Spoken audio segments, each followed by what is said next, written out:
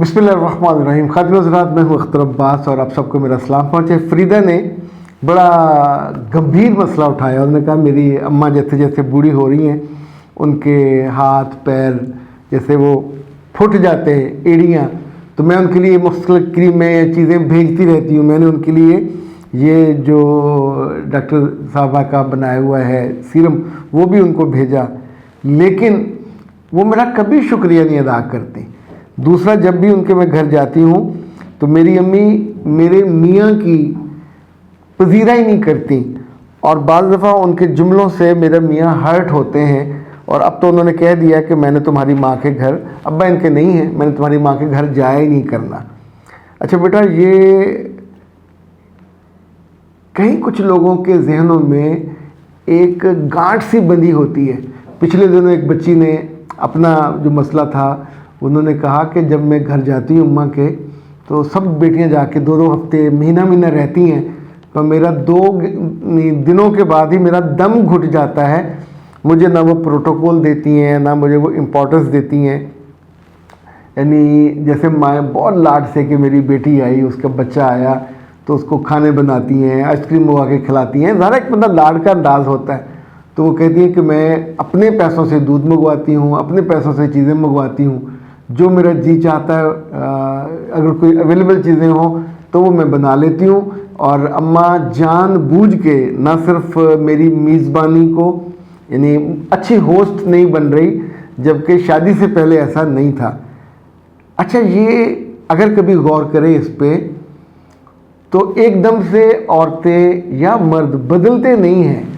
उस बदलने के पीछे कहीं ना कहीं कोई बुरी याद, कोई उनके ख्याल से बुरा रवैया, या उनकी तवक्कुआत पे पूरा ना उतरना। लाइक आपके जो मियाँ हैं, मुमकिन है कभी उन्होंने उनको प्रोटोकॉल में, वो सोचती हूँ कि उन्हें ऑफ एंड ऑन वो फ़ोन करे, वो फ़ोन ना करते हों। तो बाज़ हम में से लोग ऐसे होते हैं जो बात को दिल में रख लेते हैं और कहते नहीं हैं। अच्छा, दिल में रखने के नतीजे में वो जो सोचते हैं कि अगले बंदे को खुद ही पता चल जाए, भाई उसको अलहाम थोड़ी होना है। अगर आपको अपने बेटे बेटी से, बहू से, दामाद से कोई शिकवा शिकायत भी है, मैं इसको और आसान करता हूँ। जहाँ हम जॉब करते हैं, काम करते हैं, जो हमारे साथ काम करते हैं, अगर उनकी परफॉर्मेंस में, उनकी शख्सियत में, उनकी डीलिंग में कोई कमी है, तो उन्हें कैसे पता चलेगा? या तो आप उन्हें बुलाओगे, अपने सामने बिठाओगे, चाय पिलाओगे और कहोगे बेटे ये मसला मैंने फील किया, तो उसकी तरफ एड्रेस करेगा। जैसे आपको मैं मज़े की बात बताऊं, मैं जब किसी से हाथ मिलाता हूं तो बहुत मोहब्बत से और गर्म जोशी से हाथ मिलाता हूं। मेरे लिए ये इबादत है, चूँकि अल्लाह के रसूल सल्लल्लाहु अलैहि वसल्लम बड़े मजबूती से, मजबूत यानी वो हाथ यहाँ से मिलाते थे, इस जगह से, और बड़ी ग्रिप के साथ। तो मेरे बाज़ जो अहबाब हैं या कुलीग हैं या मेरे साथ काम करने वाले, अगर वो चिप्पर सा ऐसे हाथ करें तो मैं उनका हाथ पकड़ के दबा के कहता हूँ, मेरे बच्चा आइंदा ये हल्का हाथ मत मिलाइएगा, क्योंकि ये आपकी मोहब्बत का, ये आपके ताल्लुक़ का भी इज़हार होता है, ये आपकी दिलचस्पी का भी इज़हार होता है। इन कॉर्पोरेट में मैं 13 तरह से हाथ मिलाना सिखाता हूँ कि किस हाथ मिलने का क्या मतलब होता है। इवन आप सोचिए कि बॉडी लैंग्वेज इतनी शानदार चीज़ है। आप हाथ ऐसे मिलाते हैं, आप हाथ ऐसे मिलाते हैं, या आप हाथ ऐसे मिलाते हैं, इन सब के मतलब हैं। और ये बहुत ही वाज़े क्लियर आपकी शख्सियत का इज़हार होता है। अच्छा, इसी तौर पे ख़ानदानों में बड़े बात बहुत अच्छे जेस्चर देते देते एकदम से डाउन हो जाते, तो क्या करना चाहिए? मैं जिन दिनों रोज़नामा नवाए वक्त में काम करता था, तो हमारे एक दोस्त थे, मुझसे बहुत बड़ी उम्र के थे, अली सुफियान आफाकी उनका नाम था, फिल्म डायरेक्टर, राइटर और सफ़रनामा निगार, दुबले पतले से थे।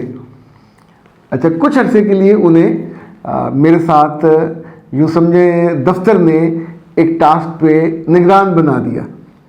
अच्छा, हमारी बहुत दोस्ती और ताल्लुक़, और हम दोपहर में रोज़ाना दरवाज़ा बंद करके चाय पीते, चाय में बिस्किट डुबो के खाते।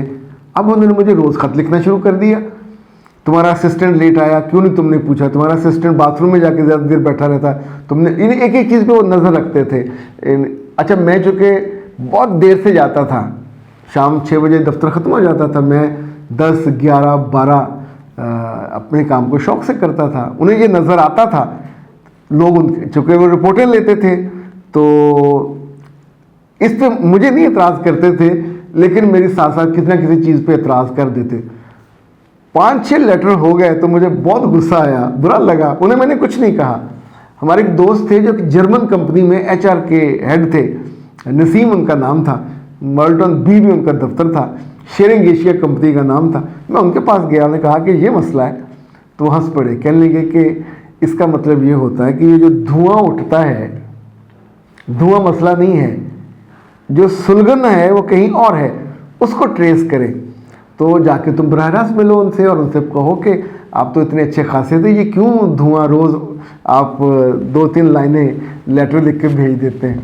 اچھا, میں ان کے کمرے میں چلا گیا تو نہ وہ مسکرائے نہ انہوں نے مجھے خوشی سے دیکھا, اور جب بیٹھ گئے تو میں نے کہا فاقی صاحب چائے منگوائیے. تو چائے انہوں نے منگوا لی. کہا اس کو, ان کا لڑکا تھا نثار, وہ چائے لے آیا.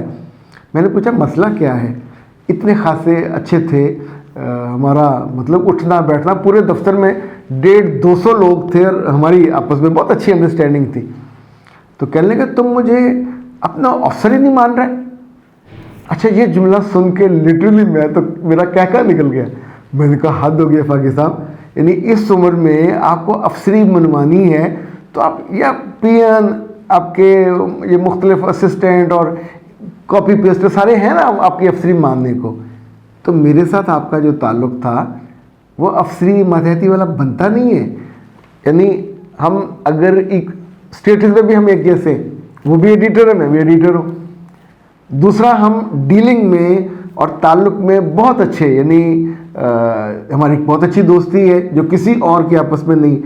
تیسرا, میں آپ سے اتنے سالوں سے ریگولر لکھوا رہا ہوں پھول میں, اتنے شاندار ناول آپ سے لکھواتا ہوں, اور آپ ایون ان کی بیٹی کا کالم بھی ہمارے یہاں آتا تھا سارا کا, اور یہ بہت ایک اچھی ورکنگ ریلیشن شپ تھی.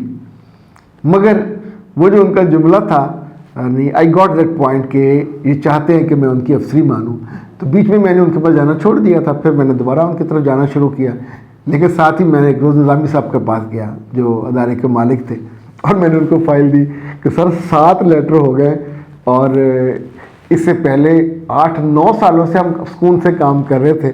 تو جب سے آپ نے ان کو بنایا, پتہ نہیں کس کے کہنے پہ بنایا ہے, وہ آپ کی مرضی ہے, لیکن مہربانی کریں یا تو انہیں یہ کہیں کہ خط نہ لکھا کریں, یا ہمیں بتا دیں مسئلہ کیا ہے, اور دوسرا مہربانی کریں اس کو اس میرے سر پہ جو بیٹھے ہوئے ہیں, آئی ایم ویری ہمبل, ہماری پرفارمنس پہلے زیادہ اچھی رہے گی, تو اس کو مہربانی کریں کہ سر سے ان کو اتار دیجیے. اور ہی واز کائنڈ انف, انہوں نے کچھ عرصے بعد ان کو واپس لے لیا.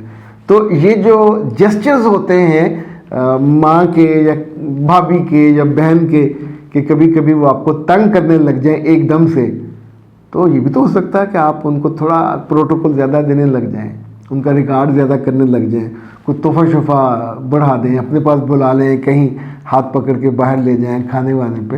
تو ہوپ فلی لوگوں کو منانا, قائل کرنا, ان کے ساتھ نارملائزیشن کرنا.